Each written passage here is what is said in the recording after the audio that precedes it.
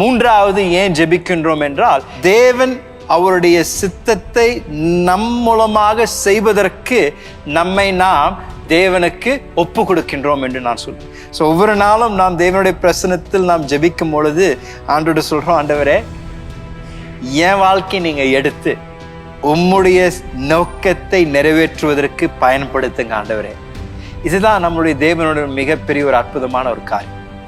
அண்ட சராசரத்தை படைத்த இந்த அற்புத இரட்சகர் உங்களையும் என்னையும் கொண்டு அவருடைய நித்திய நோக்கங்களை நிறைவேற்ற விரும்புகின்றார். தேவன் அவருடைய நோக்கங்களை நம்மளுடைய உதவி இல்லாமையே செய்வதற்கு அவர் வல்லவர்.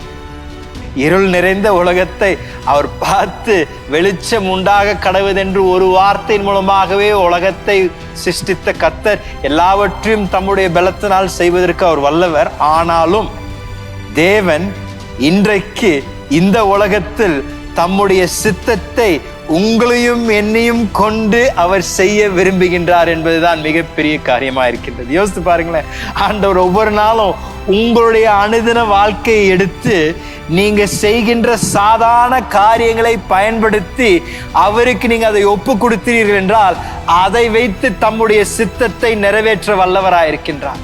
அதனாலதான் ஒவ்வொரு நாளும் நாம் ஜெபிக்கும் போது, ஆண்டவரே இன்றைக்கு நான் உம் கரத்தில் ஒப்பு கொடுக்கின்றேன் ஆண்டவரே, உம்முடைய சித்தத்தை எப்படியாவது நிறைவேற்றுவதற்கு என்னை பயன்படுத்துங்க ஆண்டவரே என்று நாம் ஜெபிக்க பழக ஆரம்பிக்கும் பொழுது தேவன் நம்மை எடுத்து அவருடைய சித்தத்தை நிறைவேற்றுவதற்கு தேவன் நம்மை பயன்படுத்துகின்றார்.